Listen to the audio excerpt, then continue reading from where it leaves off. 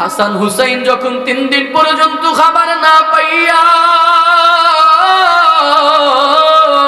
আমি মার পায়ের মধ্যে জড়াইয়া ধরে কান্না করে খাবার চায়, যখন কেঁদে কেঁদে বলে বা খাবার দাও, খাবার দাও গো মা, খাবার দাও, বলো বাবা আমি মা হয়ে সন্তানের সেই আর্তনাদ কেমন করে সহ্য করে।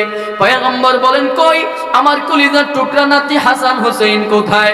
ফাতেমা ডাক দিয়ে বলে বাবা তাকা দেখো, ওই যে চুলার মধ্যে আগুন ধরা রাখলাম, পাতিল বসায় রাখলাম, পাতিলের মধ্যে পানি আর হাড় গরম করতেছি, পানি আর হাড়, এমন পানি আর এমন হাড় যেই হাড় দুনিয়ার কোনো মানুষ খাইতে পারে না। হাসান হুসাইনকে বললাম বাবা ধৈর্য ধারণ করো, তোমাদের জন্য খাবার তৈরি হইতেছে, ধৈর্য ধারণ করো, এক্ষুনি তোমাদের জন্য খাবার তৈরি হয়ে যাবে।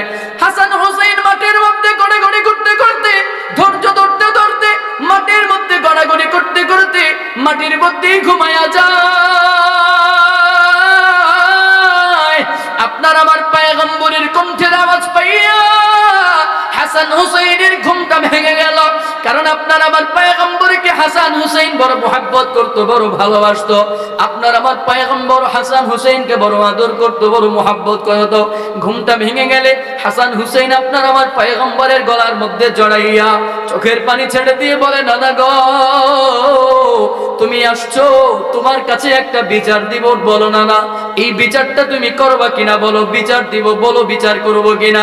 পয়গম্বর ডাক দিয়ে বলে নাতি শোন, আমি হলাম রাহমাতুল লিল আলামিন, আমি হলাম শফিউল মুযনিবিন, আমি হলাম জমিনের মধ্যে শ্রেষ্ঠ ইনসাফওয়ালা। আমি তোদের দুই ভাইয়ের মধ্যে কি ঝগড়া হয়েছে বলো, আমি তোমাদের সেই বিচারটা করবই করব, কারো প্রতি জুলুম করব না।